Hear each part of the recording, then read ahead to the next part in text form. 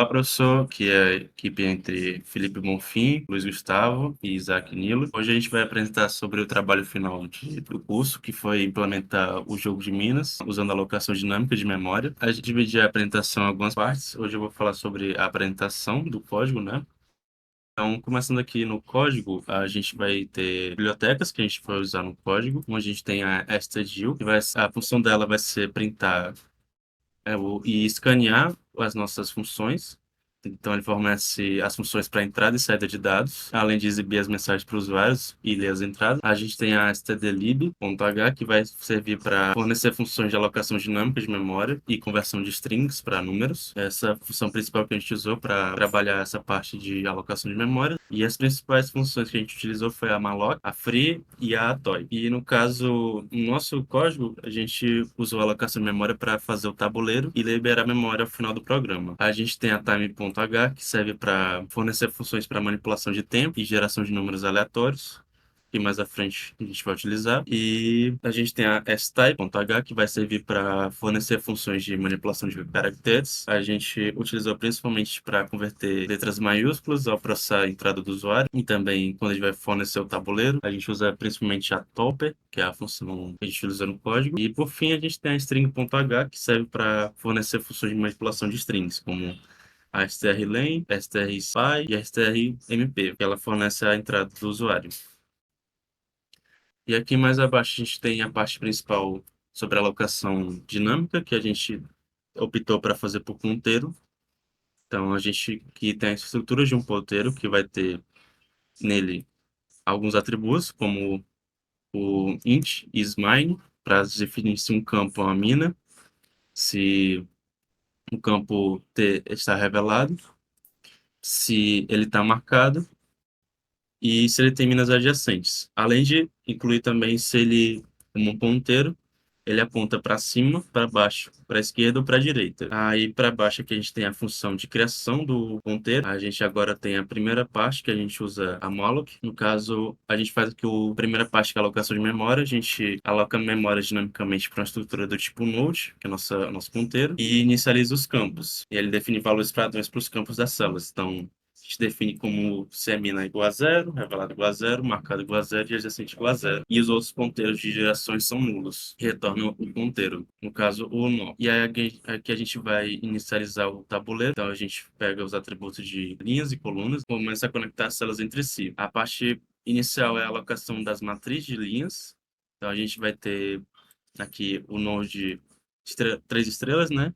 Para definir esse tabuleiro e fazer a alocação dinâmica de memória. No caso, essa memória vai ser alocada para um array de ponteiros para a linha de node de 2 estrelas. Então, o que primeiramente a gente tinha de uma estrela que era um nó, a gente agora transforma para um array de ponteiros. Em seguida, a gente vai ter um for, que define a alocação das linhas e células. Então, para cada linha, a gente aloca uma memória para um array de ponteiros para a célula de nó estrela. E para cada célula, a gente chama a create node aqui em cima, que é a padrão que a gente utiliza, que é aqui a gente está chamando. Por fim, a gente faz a conexão das células. Então, no caso, se não estiver na primeira linha, ele conecta a célula atual, que é a da board IJ, à célula acima, que é a board I-1J.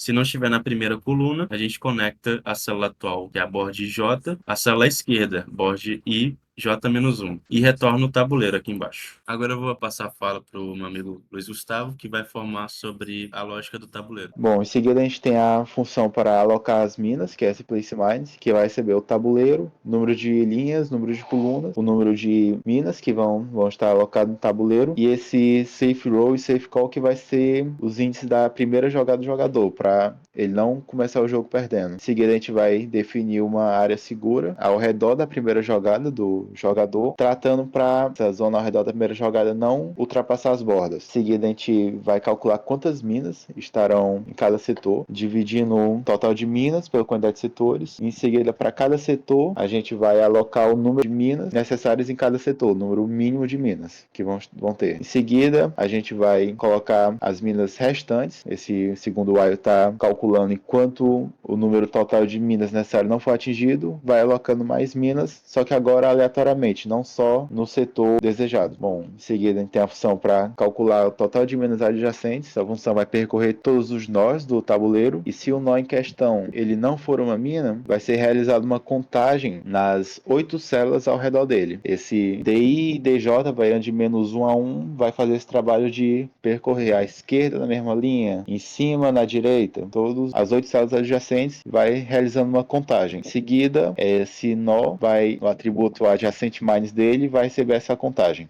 Em seguida, a função de exibir o tabuleiro display board, a gente vai começar exibindo, printando um espaço necessário para exibição do tabuleiro. Em seguida, no segundo for, vai ser exibida a letra referente à linha em questão, usando a tabela ASCII. Partindo para o segundo for, vai ser analisada se o nó já foi revelado. Se ele for revelado e for uma mina, vai ser desenhado um asterisco. Se não, vai ser exibido o total de minas adjacentes a ele. Caso ele não tenha sido revelado, mas esteja marcado, vai ser exibido um jogo da velha. E caso não tenha sido revelado nem marcado, vai ser exibido simplesmente um ponto. Em seguida, a função para revelar a célula. É primeiro feita uma verificação se está saindo das bordas do jogo ou se está revelado ou marcado. Nesses casos, a função encerra, já que ela é recursiva. Caso não tenha entrado nesse caso, o valor do nó, se está revelado, passa a ser 1. Em seguida, essa função de revelar células é chamada para as 4 células adjacentes a este nó em questão, recursivamente. E por último, a função de checar a vitória é feita uma contagem das células seguras. É percorrido todo o tabuleiro e é verificado se o nó não é uma mina e se está revelado, a contagem de células revelada é incrementada. Esse cálculo da vitória é feito calculando se o total de células já reveladas, sem serem bombas, é o total de células seguras disponíveis no jogo. A gente calcula isso calculando o número de linhas vezes as colunas, subtrai pelo total de minas. A gente tem quantas células seguras há no jogo. E a gente compara se esse valor é igual ao número de células seguras já descobertas. Agora, na interação com o usuário, eu vou passar para o Isaac. Eu sou o Isaac, responsável aqui por falar da interação com o usuário. Basicamente, aqui no processo input, né, a gente tá recebendo ali o char input e os valores da coluna e pras linhas. A gente vai criar agora o tabuleiro visualmente para printar pro usuário. A gente vai pegar aqui o put do usuário, né, verificar se é hashtag ou se é uma exclamação. Caso for, eu vou marcar fazendo com que esse valor agora seja identificado como um desses dois, né, marcando ou desmarcar. Aqui o row char, tô dando um top, porque caso o usuário, basicamente,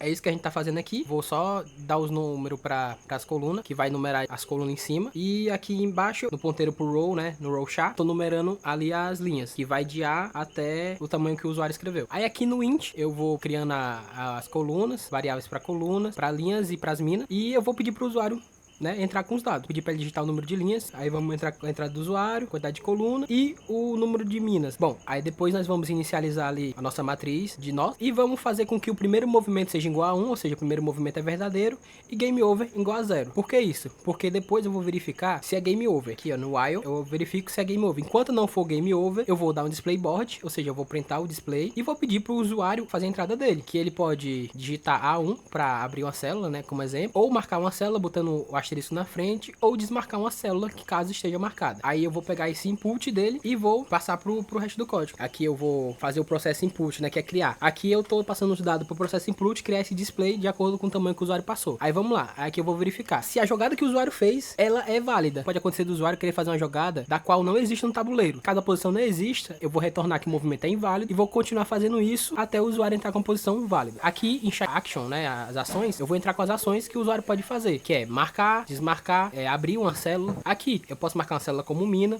Eu não posso marcar uma célula que já está revelada. Caso eu queira marcar uma célula que ela já foi revelada como 0 ou como 1, né, dizendo que ele lá possui uma bomba, eu não posso fazer isso, né? Eu posso desmarcar a célula. Aí aqui, a célula não está marcada. Caso eu queira desmarcar uma célula que não esteja marcada, ou seja, eu vou retornar a mensagem para o usuário de que a célula não está marcada, não tem o que desmarcar. Você não pode abrir uma célula marcada, use para desmarcar. Caso o usuário tente abrir uma célula marcada, o usuário não vai poder abrir ela, caso ele digite ela para abrir, ele tem que primeiro desmarcar. É o caso o usuário também tente abrir uma célula que já esteja revelada, ele não vai poder, vai retornar a mensagenzinha de que a célula já está revelada. Aí vamos supor que nada disso aconteceu, o usuário fez a jogada certa, vamos verificar se é o primeiro movimento. Verificando se é o primeiro movimento, eu vou fazer um place mine e tal, calcular adjacente. Quando eu alocar as minas, que eu só vou alocar as minas depois da primeira jogada. Depois que eu alocar as minas e tal, eu vou ver se o local que eu cliquei, ele é um local que possui uma indicação que existe uma mina do lado, ou se ele é zero. Se ele for zero, como os meninos falaram já, ele vai atrás de outra posição até ele achar todos os locais que não são zeros. Aí pronto, vamos supor que isso aconteceu. Já não é mais a primeira jogada. Já fiz a primeira jogada. E agora? Quando for pra sua segunda jogada já, e caso você selecione uma mina, eu vou fazer game over igual a 1, né? Game over agora é verdadeiro. E ele vai printar a mensagem, você acertou a mina, fim de jogo. Ou seja, você perdeu o jogo. Se não, né? Caso você não tenha acertado a mina, ele vai usar revelar células e vai procurar células adjacentes até achar um valor diferente de zero. Tudo isso aconteceu, no final de tudo eu faço a verificação pra saber se o jogador ganhou, né? Como é que eu sei se o jogador ganhou? Como lá no check win que o Luiz falou, a gente verifica a quantidade de minas que tem no